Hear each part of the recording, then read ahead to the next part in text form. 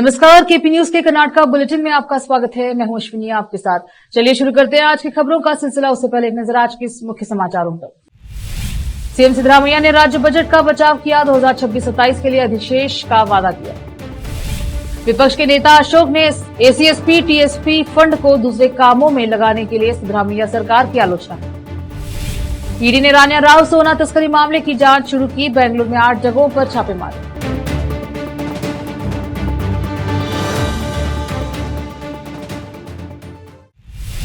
समाचारों का सिलसिला शुरू करते हुए देखते हैं समाचार विस्तार से। राज्य के बजट 2025-26 को वित्तीय प्रबंधन के मामले में फ्लॉप शो बताने के विपक्ष के आरोप पर पलटवार करते हुए मुख्यमंत्री सिद्धरामैया ने गुरुवार को कहा कि वह 2026-27 के लिए अधिशेष बजट पेश करेंगे। उन्होंने विपक्ष को दिए गए जवाब में कहा, पिछले साल 27,000 करोड़ रुपए का राजस्व घाटा था। इस साल यह घटकर 19,262 करोड़ रुपए रह गया है। अगले साल हम राजस्व अधिशेष वाला बजट पेश करेंगे।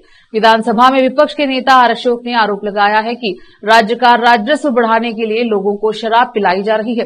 उन्होंने आलोचना करते हुए कहा कि सिद्धरामैया जिन्होंने 16 बजट पेश किए हैं बहुत कमजोर है। अशोक को जवाब देते हुए सीएम ने कहा कि 2014-15 तक केंद्र पर केवल 53.11 लाख करोड़ रुपए का कर्ज था। नरेंद्र मोदी के प्रधानमंत्री बनने के बाद इसमें 56% की वृद्धि हुई है, क्योंकि 2025-26 में 2.1 लाख करोड़ रुपए उधार लिए जा रहे हैं।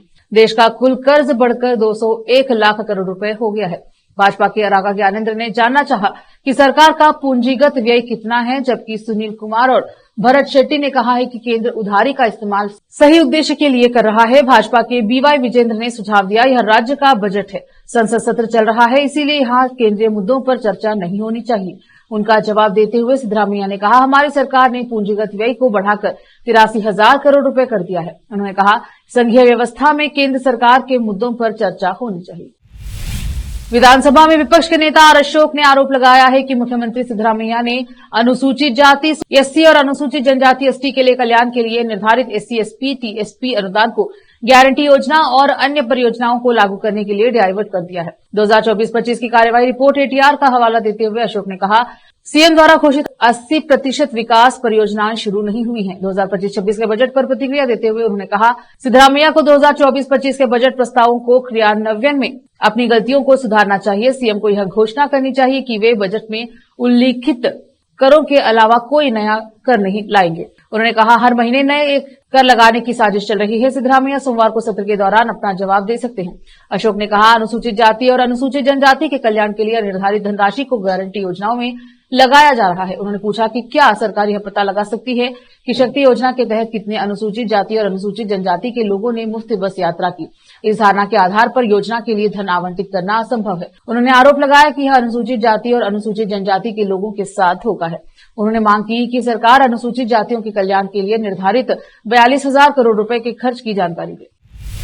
राजस्व खुफिया निदेशालय डीआरआई और केंद्रीय जांच ब्यूरो सीबीआई के बाद प्रवर्तन निदेशालय ईडी ने हाई प्रोफाइल बेंगलुरु सोना तस्करी मामले की जांच शुरू कर दी है। ईडी ने अधिकारियों ने मनी लॉन्ड्रिंग की जांच के तहत गुरुवार को शहर और अन्य इलाकों में 8 जगहों पर छापेमारी की। ईडी ने अभिनेत्री रानिया राव और उनके करीबी सहयोगी तरुण कोंडूर राज की गिरफ्तारी के बाद सीबीआई की एफआईआर और डीआरआई की जांच का संज्ञान लेते हुए धन शोधन रोकथाम अधिनियम पीएमएलए के तहत मामला दर्ज करने के बाद अपनी जांच शुरू की। 4 अधिकारियों की एक टीम ने सुबह रानिया के लावेल रोड स्थित आवास पर छापा मारा और कुछ महत्वपूर्ण दस्तावेज जब्त किए।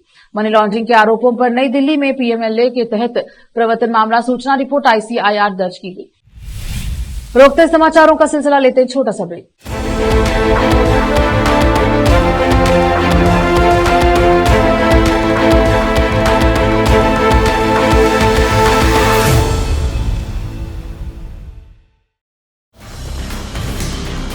हिंदुस्तान के हर कोने में हम हैं मौजूद। 24 घंटे हालात पर गहरी नजर, खबरों से जुड़े चुपते सवालात और आपको दिखाता है धार्मिक, सामाजिक, राजनीतिक, लोकल और इंटरनेशनल न्यूज की सबसे बेहतर कवरेज, जो आपको रखती है हर पल बाखबर। देश और दुनिया भर की खबर के लिए देखते रहें KP news 24/7। Noor education trust Bidar की ओर से चलाए जाने वाला Noor MEd and BEd college Bidar, recognised by NCTE Delhi and affiliated to Bidar University, Bidar. Admission are open for the academic year 2023-24. विशेषज्ञ और सक्षम शिक्षकों द्वारा शिक्षा प्राप्त करने के लिए नूर एमएड एंड बीएड कॉलेज में दाखिला लें और शांत वातावरण में शिक्षा प्राप्त करें। बीदर शहर में बेहतर शिक्षा का एकमात्र केंद्र Noor MEd and BEd college, Shahpur gate, Bidar. Phone numbers 9945283920, 8482221297। Break के बाद स्वागत है आपका, देखते हैं समाचार।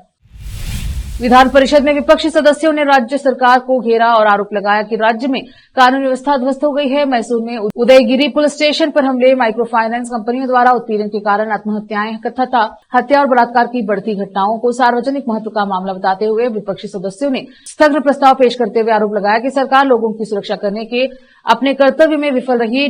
डीजे हल्ली हिंसा और उदयगिरी घटना के बीच समानताओं पर प्रकाश डालते हुए भाजपा सदस्यों ने कहा कि दोनों घटनाएं सोशल मीडिया पोस्ट के कारण हुई हैं और अल्पसंख्यक समुदाय के लोगों ने पुलिस स्टेशनों पर हमला किया, यह कहते हुए कि उनकी धार्मिक भावनाओं को ठेस पहुंची है। सदस्यों ने आरोप लगाया डीजे हल्ली मामले में कई आरोपियों के खिलाफ दर्ज मामले को वापस लेने के सरकार के कदम में उन्हें म्योर में इसी तरह का हमला करने के लिए प्रोत्साहित किया। भाजपा एमएलसी सीटी रवि ने कहा, हमें अपराधियों के साथ अपराधियों की तरह व्यवहार करना चाहिए, न कि उन्हें वोट बैंक की तरह देखना चाहिए। उन्होंने कहा, कर्नाटक अपराधियों के लिए स्वर्ग बनता जा रहा है। उन्होंने कहा, यदि आप उन पर लगाम कसना चाहते हैं तो कलाकारों पर नहीं बल्कि अपराधियों पर लगाएं। अपर कृष्णा परियोजना पर भाजपा एमएलसी के सवाल का जवाब देते हुए डीसीएम डीके शिव कुमार ने कहा, हमारी सरकार ने अपर कृष्णा परियोजना के तीसरे चरण के कार्यान्वयन के लिए प्रतिबद्धता दिखाई है। मैंने इस संबंध में केंद्र सरकार को भी अनुरोध प्रस्तुत किया।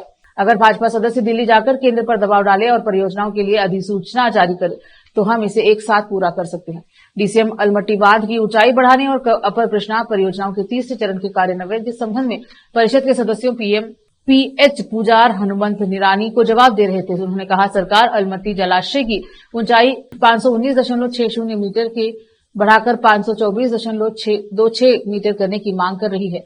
अगर बांध की ऊंचाई बढ़ाई गई तो करीब 1,36,000 एकड़ जमीन डूब जाएगी। उन्होंने कहा, इस मुद्दे को कैबिनेट में उठाया जाएगा और इस पर चर्चा की जाएगी। हम केंद्र सरकार से अनुरोध कर रहे हैं कि वह अधिसूचना जारी करे। अगर अधिसूचना जारी होती है तो सरकार इस परियोजना को लागू करने के लिए संसाधन जुटा सकेगी और इसे पूरा कर सकेगी।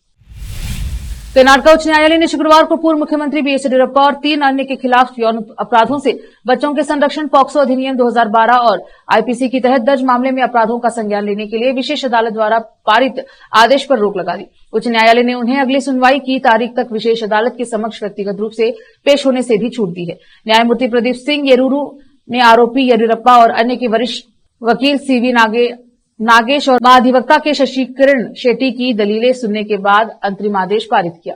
4 आरोपियों येदियुरप्पा, अरुण वाई एम, रुद्रेश मारुल सिद्धैया और मारिस्वामी ने विशेष अदालत द्वारा अपराधों का संज्ञान लेने और उन्हें सम्मान जारी करने के लिए 28 फरवरी 2025 को पारित आदेश को चुनौती देते हुए उच्च न्यायालय का रुख किया।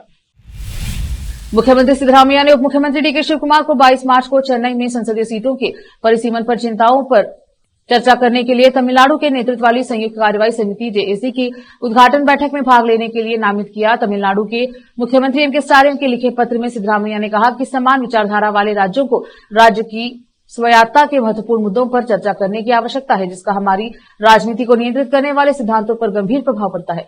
विशेष रूप से नई जनसंख्या मानदंडों के आधार पर संसदीय और विधानसभा निर्वाचन क्षेत्रों की पूरी परिसीमन के मुद्दे। सिद्धरामैया ने स्टालिन को बताया कि वह पूर्ण प्रतिबद्धता को कारण जेसी की बैठक में शामिल नहीं हो सकेंगे और उन्होंने कहा कि उन्होंने शिव कुमार से विचार विमर्श में भाग लेने का अनुरोध किया।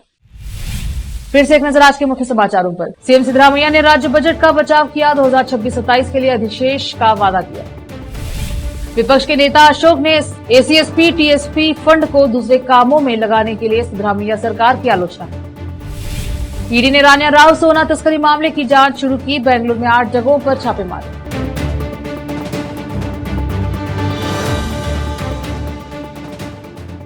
केपी न्यूज के कर्नाटक बुलेटिन में अब तक के लिए इतना ही।